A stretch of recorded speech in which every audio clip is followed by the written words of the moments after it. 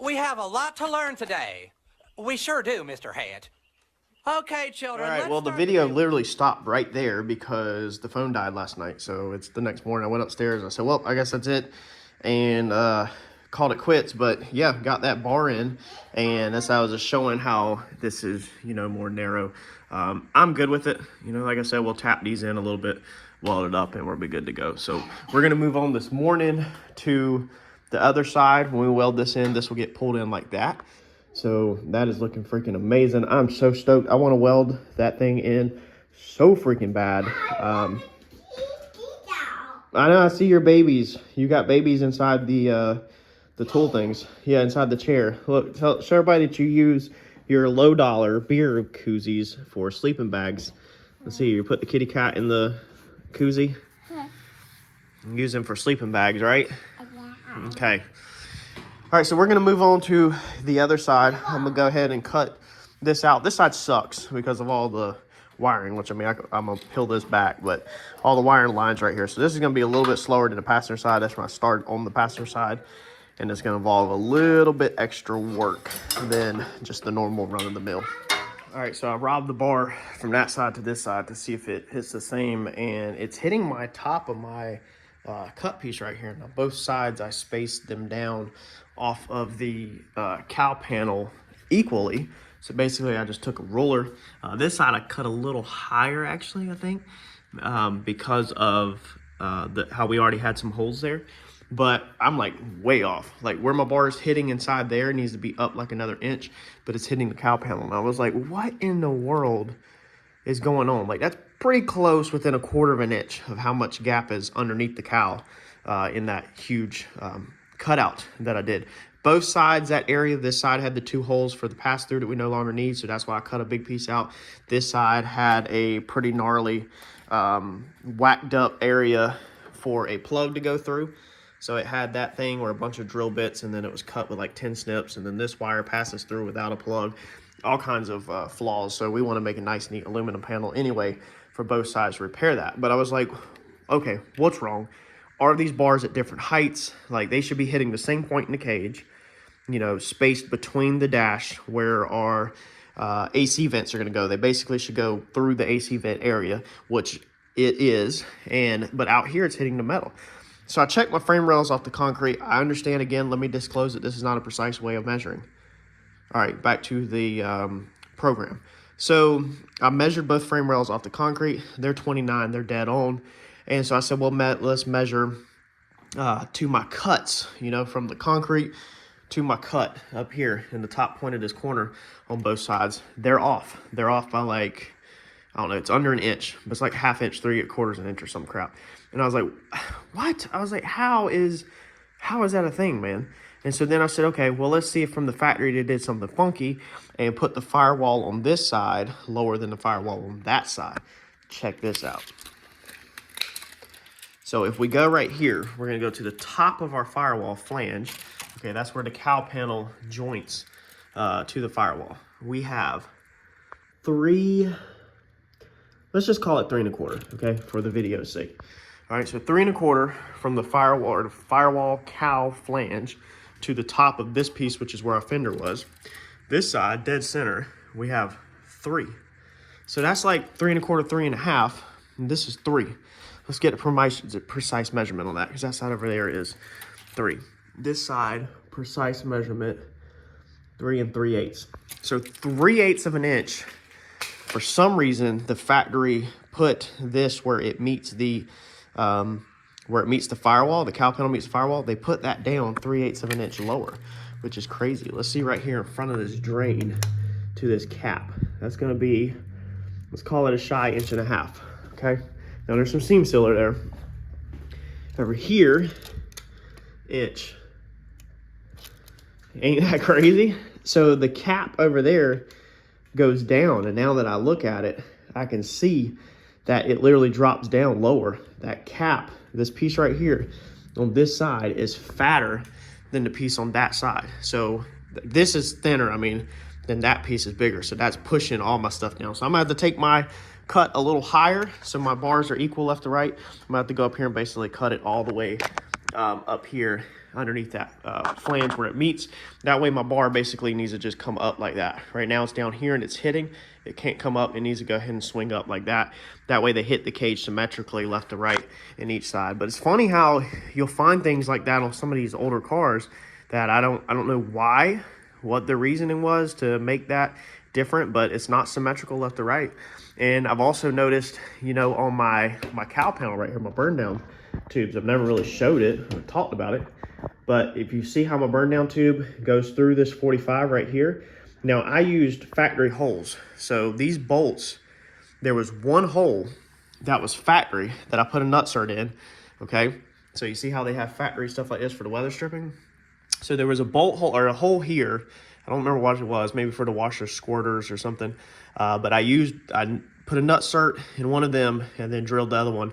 Same thing on the other side. So I used factory holes. So a lot of time cars are symmetrical left to right. In the collision world and stuff like that, a lot of times they are, but not always. Most of the time, good rule of thumb, they're symmetrical left to right.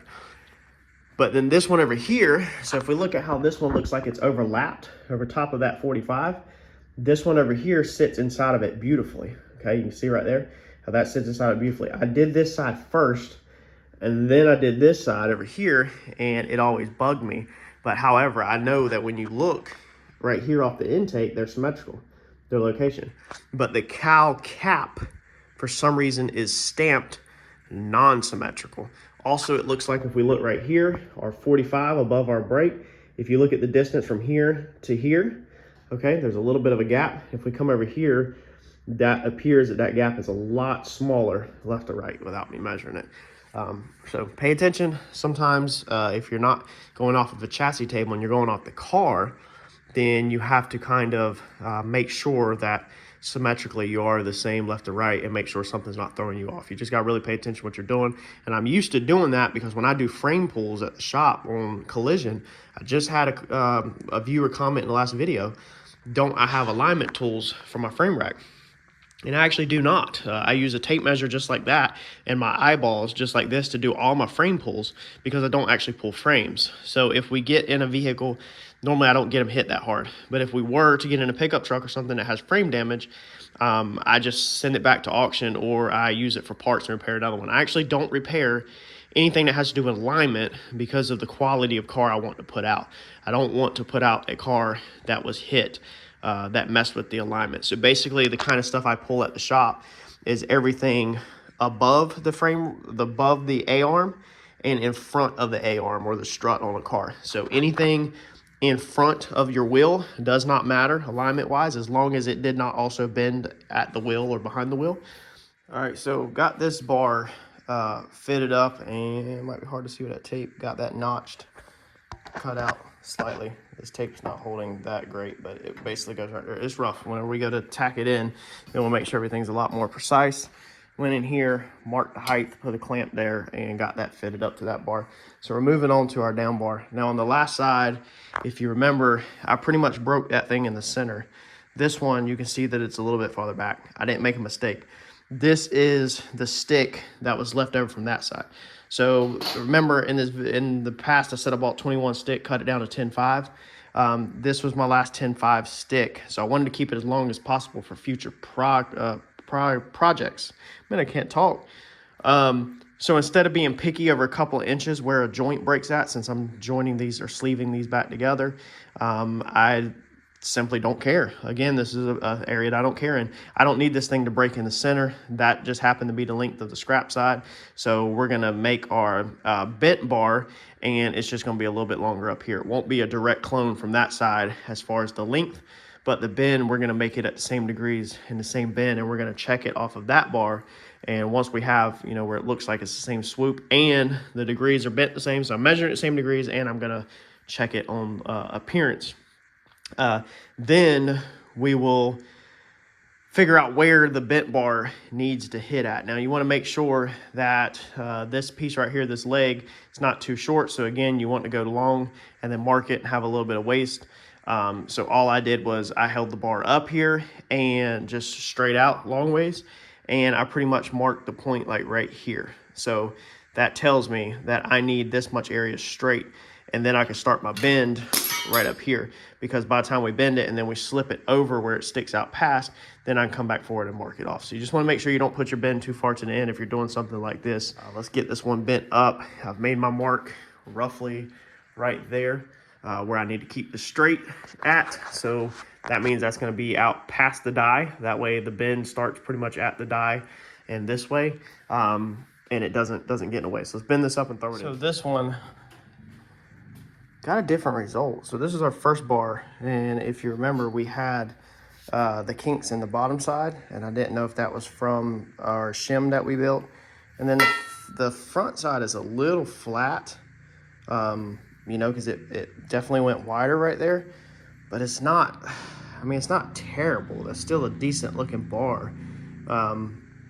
It's not that terrible. However, this one, I just went, the second one, I just went to bend it up without using that sleeve. I just went straight through it. And you remember the first time we used the sleeve for the first 25 or 50 degrees. We used the sleeve for 50 degrees, and then we went up to a 75-degree bend, and that's what we got. So this one, no sleeve, and that is terrible. So it completely started kinking the tube really bad.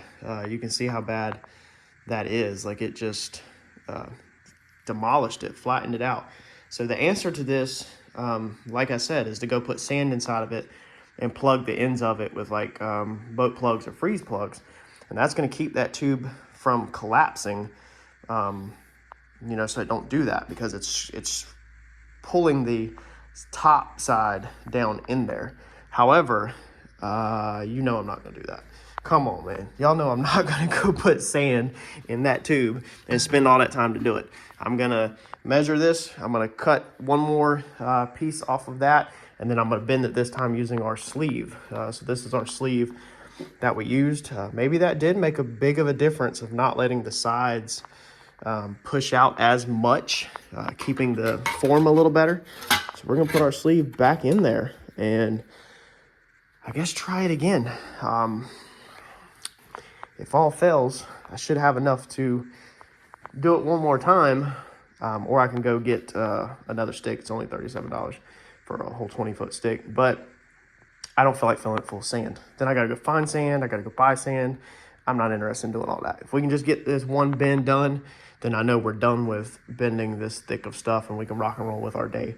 So let me cut another stick. What I'm gonna do is, I'm gonna bend this one slow. I already started to bend it, but I'm gonna bend this a lot slower, because I know a slow bend, let's see here, a slow bend is less likely to kink as bad as a fast bend. That last bend, I knew I was going for 36, so that first 20 degrees, I pretty much rocked and rolled through it. Like, I was pumping pretty fast, and that probably also contributed to it kinking. I hate going slow. I'm so impatient when it comes to a lot of stuff. Like, I got patience on a lot of stuff, but then some stuff, like, I just don't. I don't like moving slow.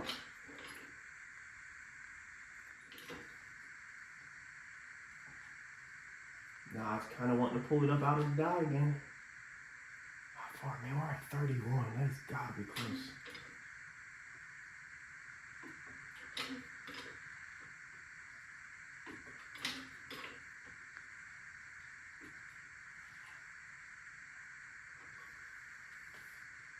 I'm gonna let that one off. I'm gonna check that out of this die against the other one, because that has got to be close. And if the center's pulling up out of the die, then you're actually getting, in my opinion, a different angle, because it's more of a kink, not a roll right there. So we're basically getting the same results now. I just took a hammer and try to hit some of the sides to see if I could maybe get some of this flatness to kind of bubble back out like we're doing body work, but that's pretty thick stuff, and that's just not going to work. As you can see, I mean, there's just no, that thing is flattened. It just sucks that the metal is not bending the same as this one, because I'm perfectly happy with that. Like, it's got a little bit of flat top to it, but it's nowhere near what that other one that one is. Like if you were here, you could feel the difference. This is way more dimpled in than this. This is not that bad at all. Whereas this definitely is. Man, I don't know. I really don't understand the level of I don't want to go get sand and put sand in it. I got some sand in the backyard, but I don't want to do it. I don't want to do it. It's close to the same degrees. I don't know. It's not exactly. It really needs more of a bend. And it is crazy that it needs more of a bend, but it's already kinking worse. Our die was in there, which interesting enough, this time it flattened it even more. So I'm definitely going to save this piece, this shim, just to have it. I don't know. The kink even, or the pipe has even kinked and pushed more material up into there. It's like it didn't shrink. It didn't fold good enough like this one did. I don't know if maybe that die or that piece of metal being brand new helped it fold different. I really have no explanation to why they bent different and why this one took more of a bend without it, or without it. It's kinked. It's kinked. That's messed up. That's hacked. That's jacked up. That's kinked. I get it. But why did that one turn out more presentable than this one? Why did this one kink harder? It's like this one started to just fold right there and then just kept on folding. It never stopped. So I don't know. Maybe I should just pause and put sand in the next one and try to bend one more up. So I guess we're going to be going to the backyard and digging up sand.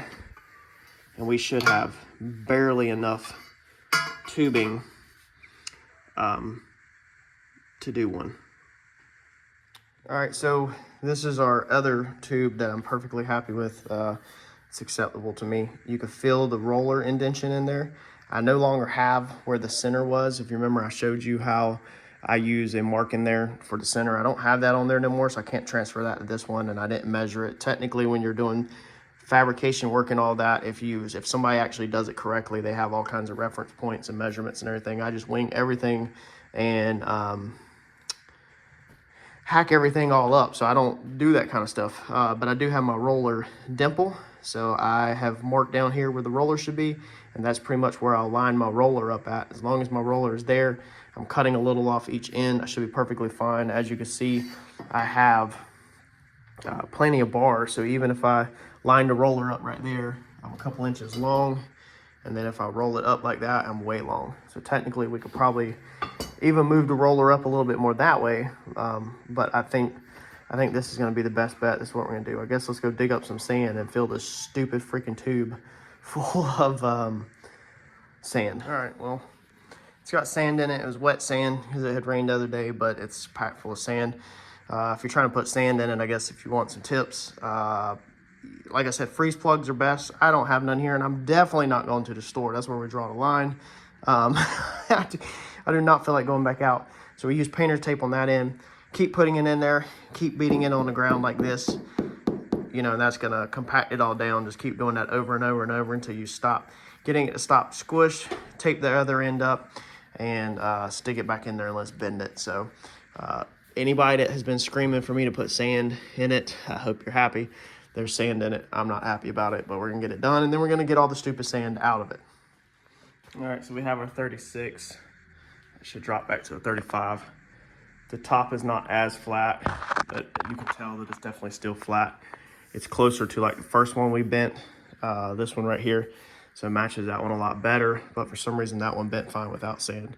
So let's back this off, take this out of the die, and then we'll see what the inside of it looked like. It definitely would have worked better if I had dry sand because it would have compacted better in the tubes. You could have compacted it better, and I didn't spend a ton of time tapping on it. So if you spend a lot of time vibrating that sand down where it's a really tight pack, that's how you're gonna get the better bend.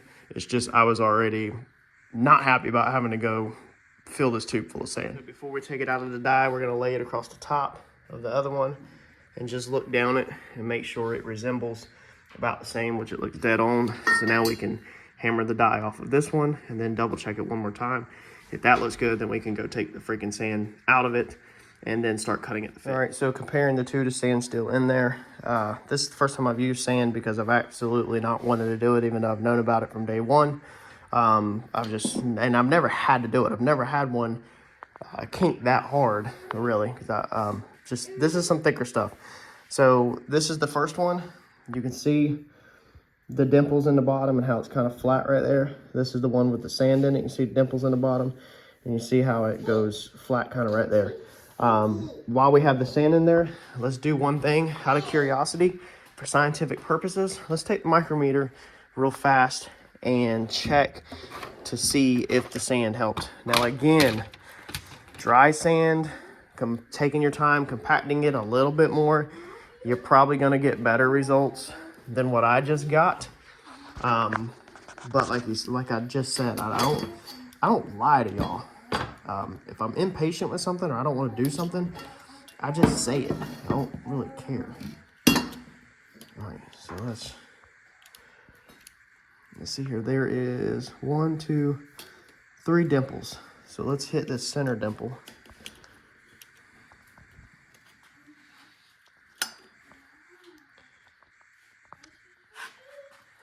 All right, so that's gonna be 13.9-ish, 14.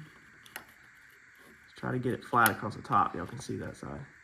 We'll say 13.5. So this one, 1, 2. This one only has like 2 dimples. So we're gonna do the deeper one. It feels deeper. 13.8. 13.6. So that's honestly about the same. 13.5, 13.4 on this one. So it definitely dimpled it a little bit more. 13.3.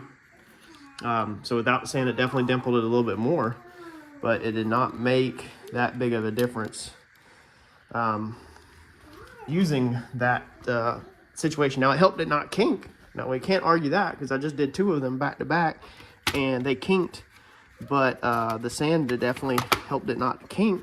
But for some reason, that first one that we bent last night, man, I guess we just got super lucky on that one because it didn't kink and it had no sand in it or nothing. I have no clue. The garage is at the same temperature, so the metal should be at the same temperature. Everything. Actually, this metal's colder now because it's full of cold sand than this. So this one bent colder than this one did last night. But hey, whatever. We've got our piece that we can't mess our cut up because we don't have another piece, and Southern Metals is now officially closed until Thursday morning, I think, and it is Saturday. So we have no more, we can't do another bend. So we got to nail this one right, take our time. If we have gaps, we're welding them up. So let's get sand cleaned out.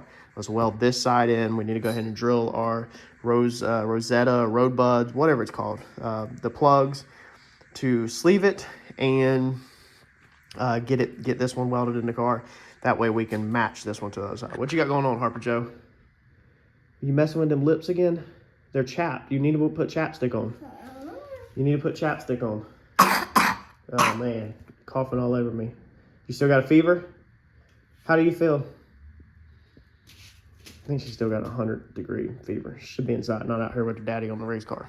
All right, so we got 3 plug welds on this bad boy. 3/8 of an inch plug welds. And we have 3.5 inches in the tube and 3.5 inches sticking out the tube. So that's gonna allow your other one to go on. Gotta drill the other one up and then we'll put it in.